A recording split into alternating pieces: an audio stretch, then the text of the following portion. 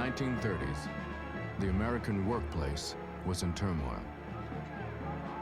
Farm and factory workers nationwide demanded the right to have their voices heard, while business demanded the right to do business without interference. From one democracy, two definitions of liberty, each in conflict with the other. At stake were values on which American democracy had been built. Values now threatened by radical change.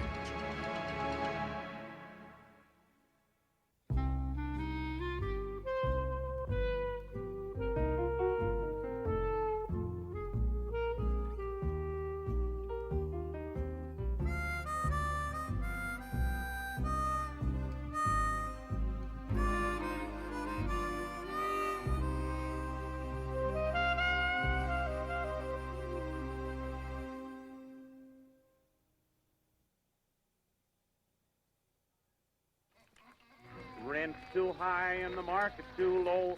We ask for credit and they all say no. We got good people and they all know well what the poor old farmer makes they can't sell now. By 1933, prices for farm products in Depression America were at rock bottom. In the South, because of overproduction, cotton growers lost money on every acre they planted. I remember my grandfather saying that he knew at the start of the year he was going to lose $50,000.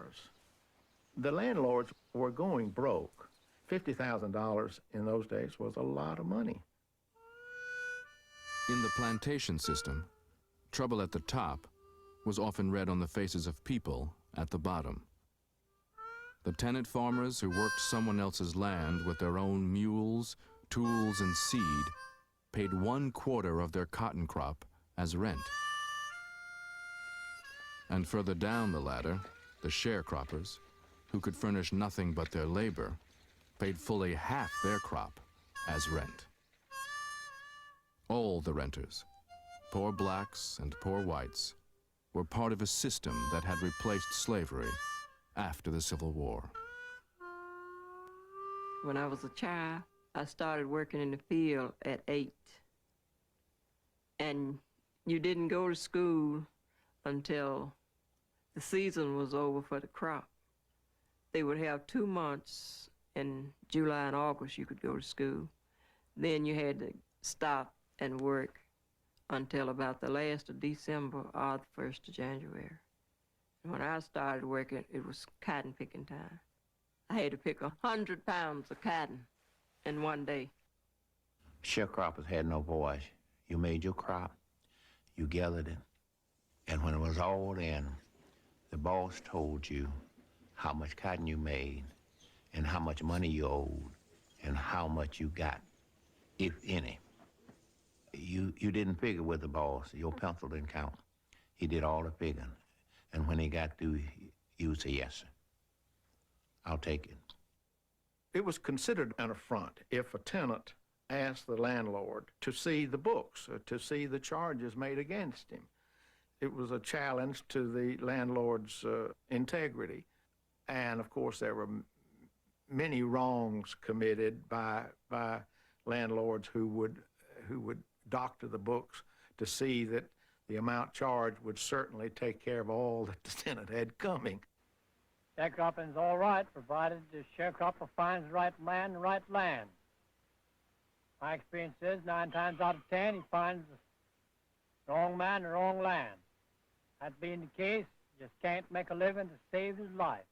Raggedy, raggedy are we, just as raggedy can be.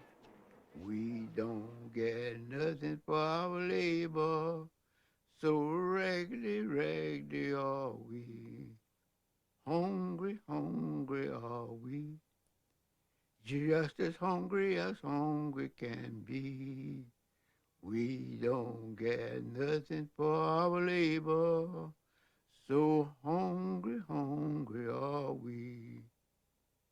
The myth is that the landlords, if they hadn't been so stingy, so cruel, so mean, the sharecroppers would have had a very happy, idyllic life. They could have lived well. It's just not true. Everybody. The Great Depression was destroying the whole rural economy. The Agricultural Adjustment Act, or AAA, was President Roosevelt's program to save America's farms. They're plowing up cotton instead of picking it down Dixie way as a part of President Roosevelt's stupendous program to stop excessive production and boost prices. These mules, long trained to walk between the plants, are now driven right over them. 700,000 farms in 16 states are destroying 9 million acres of the fluffy stuff. In return, the government is distributing $120 million to the cotton planters to compensate them for waste land. Happy days. In the first year of Roosevelt's crop reduction program, the AAA signed over 1 million contracts with cotton farmers. In the South, the government issued checks directly to the planters and landlords, who were then supposed to share their payments with their tenants and sharecroppers. The landowners were pleased. They thought it was, well, without it, they'd gone broke. So they were very pleased with it, and it worked fine with them. Tenants would say they were unhappy. They didn't think that they were getting their fair share. And of course, those on the lower down, the sharecroppers, thought they just were gouged. They didn't get anything. The sharecroppers found an advocate in Socialist Party leader Norman Thomas, who accused Roosevelt's New Deal of favoring the rich over the poor. In the small Delta town of Tyronza, Arkansas, Thomas met with fellow socialists Clay East, who ran a local gas station, and H.L. Mitchell, owner of a dry cleaning business.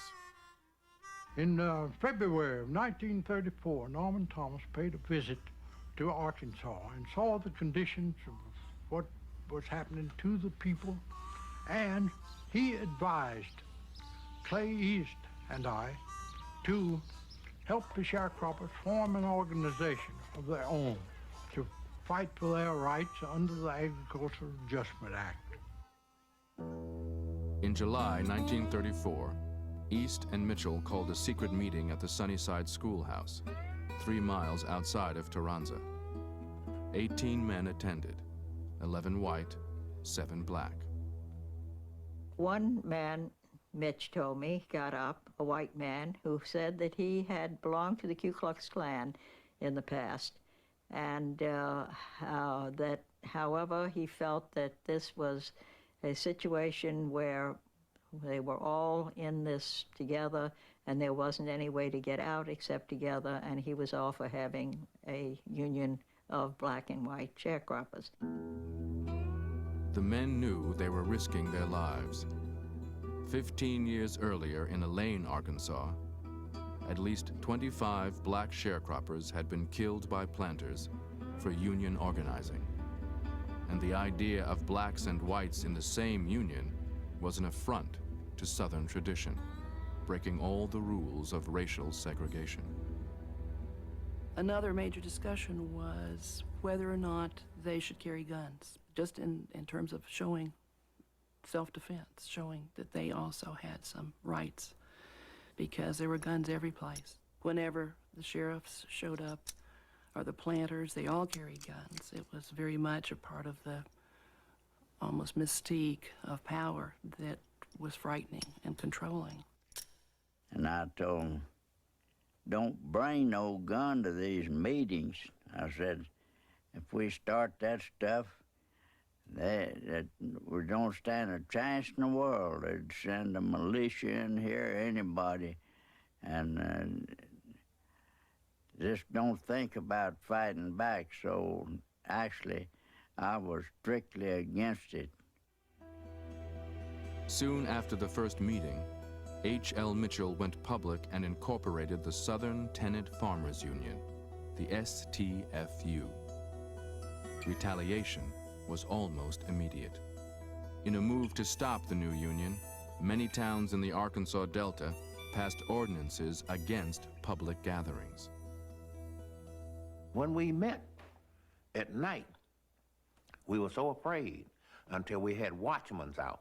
There would be always 3 or 4 men, depended on the size of the place where we met. Sometimes we met in homes, and they would be out watching to see if any strange person would come up, and they'd have a way of giving a signal. And if they did, we would be having us either Bible study class. If not that, we'd be playing a friendly card game. If it was a card game, they'd stand there and watch for a while. And maybe, if it was good moonshine whiskey, they'd take a drink or two. You niggas make sure y'all don't have no union going on around here. As long as y'all doing this is all right. They didn't know what we were really doing. They didn't know we were organizing the union. So in some cases, they helped us by saying, go ahead, as long as you just do what you do.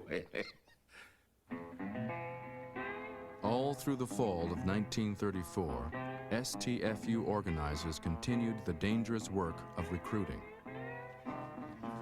By year's end, the union claimed more than 1,000 members. Planters responded by evicting those suspected of union activity. In early 1935, H.L. Mitchell and 4 other union members met with Secretary of Agriculture Henry Wallace to ask him to stop the evictions and to see to it that the tenants and sharecroppers received their share of the government payments. Mitch was very much disappointed because Wallace had sided in with the planter-type boys, and we figured that he would side with us and maybe give us some help. But he didn't. He was against us. Some New Dealers in the Department of Agriculture did side with the STFU. Their efforts to help the sharecroppers forced a showdown within the AAA. Well, one of the reasons we were fired is because Jerome Frank, Lee Pressman, and some of the rest of it tried to see to it that these sharecroppers got something approaching a square deal. In darn near half the cases, maybe more, the sharecroppers didn't get a nickel of the benefit payments. The landlords pocketed them all. But actually, back of it is politics. It would be political suicide to go against the planters. They're the Democrats who have the real power in the Cotton South. One of the most powerful Democrats was Arkansas Senator Joseph Robinson, who had helped pass much of Roosevelt's New Deal legislation. He was really the representative of the vested interests, the utility group, the large landowners, the banks. Now, if you were a person that didn't have any money, like a sharecropper, what the heck, he didn't care about him, that sharecropper didn't vote. You have to remember that in those days, we voted by registration, and you had to buy a poll tax, and you had to pay $1 for it. Sharecropper didn't have $1 to spend on it. In June 1935, the New Deal Congress passed the Wagner Act. Hailed as a milestone for labor, it offered federal protection for the right to organize unions. But planters convinced Congress to exclude agricultural workers. With STFU members denied federal protection, the landlords continued their campaign of terror. Intimidation took many forms. If it happened after dark, the perpetrators were always called night riders. My mother and father were made to lie down on their front porch by a man with a shotgun and held there almost until dawn as punishment and intimidation. Families of the organizers were very precariously situated. Many times their homes were shot up. Bullets would fly through, people would crash to the floor. The threat of violence was always present. They came in with shotguns and strops and pistols, and they did what they figured it would take to do to break up the union. Certainly in my part of the South, the union organizers had no one to turn to in terms of government.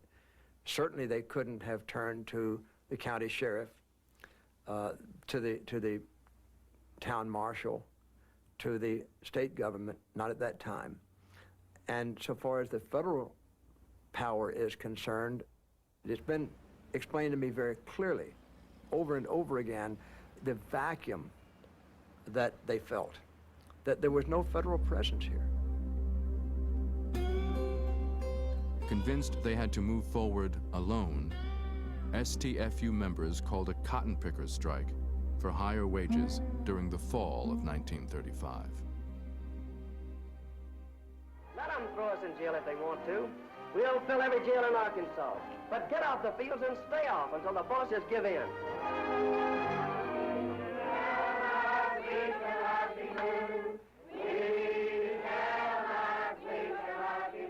The March of Time decided to make a film and reenact scenes from the strike and other aspects of the union organization.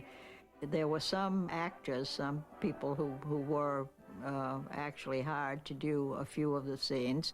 However, there were scenes with real staff members. And let's build the Southern Tenant Farmers Union and make a country worthwhile to live in. To keep workers out of the fields, the STFU started rumors that the union was shooting anyone caught picking cotton during the strike. After 10 days, the landlords gave in and were forced to raise wages. As the news of the STFU victory spread, new union locals opened in Missouri, Mississippi, Texas, and Tennessee. Membership grew to 25,000. If the plan is in the way, we're gonna roll it over him, gonna roll it over him, gonna roll it over him. If the plan is in the way, we're gonna roll it over him, gonna roll the union on. The STFU victory was short-lived. In December 1935, plantation owner C.H. Dibble ordered 100 union members off his land. They start at one house and they keep going from house to house until they get a wagon load. Then they'd carry it and dump it out on the road and come back and get another load. We got finished about first dark. Everybody's furniture was together, and you had to ramble through everything to try to find yours. And one day, a car came by, man got out and put a package in a paper bag on a table and got back in the car and sped away. Then one of the men walked up to the table and he picked up the package, and when he opened it up, there were about 6 or 8 sticks of dynamite in there, and it had a note attached. And the note said, "Mr. Nigger, take your woman and your children and get out of here, or we're gonna blow you up." On January 16th, when evicted sharecroppers gathered at a church near Earle, Arkansas, 2 local law officers broke into the meeting. They shot 2 men in the back and beat another unconscious. The next day, evicted families defiantly met again, this time with the Reverend Howard Kester and union attorney Herman Goldberger. And it was jammed with men, women, and children. And I gathered 300 or 400, as I recall, people packed in that church. And through the back doors of the church burst a crowd of men with guns, about 13 or 14 of them, as I recall. And they stormed the building, and people were so terrified that they came out of the windows, taking sash and glass and all with them. I saw them strike people. I saw them strike one old man. I vividly remember that. People were just running and getting away as fast as they could. And then 2 men came out, one on each side of Kester and Goldberger, and brought them to the car, put them in it, got on the running board. My father drove where they told him to, of course, out in the woods. And the man on his side, by the driver's seat, was holding a gun to his temple.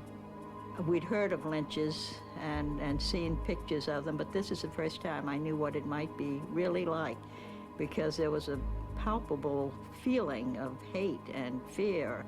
There was a nice big tree with some handy limbs, and one of the men had a rope with a noose in it. My father, he was scared to death, just scared to death. So he began to talk with them quickly about what might happen if they killed him. He said, "I'm from out of state, and you boys better remember that If anything happens to me, the FBI will be in here. Reason prevailed, and they threatened us with worse than death if we ever came back, and left us at the border between Arkansas and Memphis. There is mean things happening in this land. There is mean things happening in this land. The planters stole the people of the land where many years they had spent, and in the cold, hard winter, they had to live in tents. By April 1936, terrorism in Arkansas was making national headlines. The STFU and its supporters thought at last the federal government might intervene. The Union had several hopes from the federal government. On a major level, they wanted the government to stand for and act out justice and to see to it that people got their rights and got the kind of protection from the law regardless of economic circumstances. So on the larger level, it was important that the government, federal government, take a stance that would say to everybody else, including the planter system, there is law and order in this country, and it will be on the side of people who do what is legal and proper.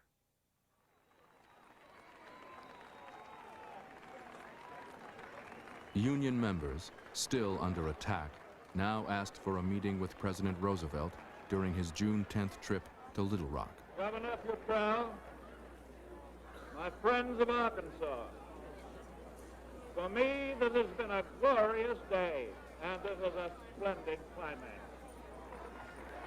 In the past, Roosevelt had privately urged Arkansas leaders to end the violence against the croppers. But on this day, he chose to publicly honor a friend of the planters, the man who was the New Deal's strongest ally in the Senate. No man deserves greater credit for loyal devotion to the great cause of humanity than my old friend and associate, Senator Joseph E. Robinson. The STFU request for a meeting with the president was denied. He came down here and made that speech at Little Rock. Norman Thomas had tried his best to persuade him to espouse the cause of the sharecropper and tenant union outfit. He ignored that altogether. His contribution to the welfare of the poor people in Arkansas, the sharecropper, the one that was starving and needed, was just maybe from 1 to 10, possibly he'd register 2. He really wasn't interested in them. He was interested in where the power was. He was a politician, one of the best we ever had.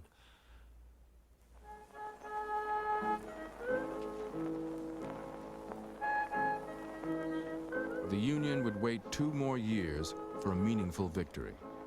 It came in 1938 when the government at last agreed to send payments directly to tenants and croppers. But the new policy helped very few. Cotton planters in Missouri, just north of the Arkansas Delta, evicted their remaining tenants, so the planters could continue to keep all the government money for themselves.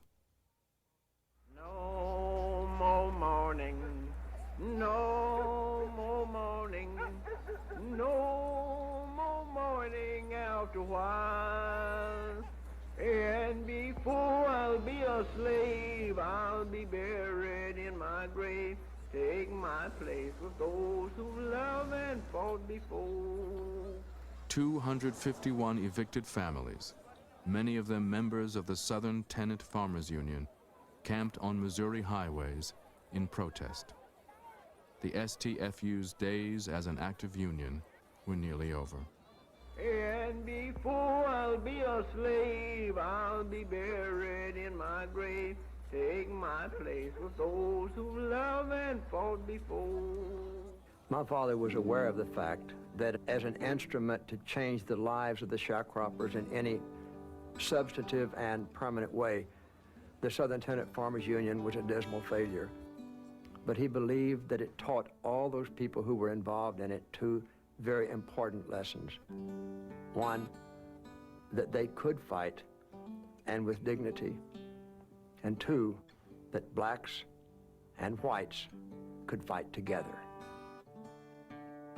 Individually, they felt that they did not accomplish a lot. They suffered, they struggled, but they came together and they really stood up, and they stood up for what they believed in.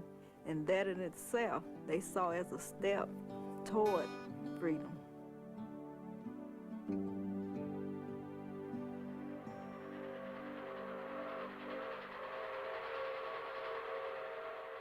New Deal democracy faced a different kind of Matthew Arnold, 1867.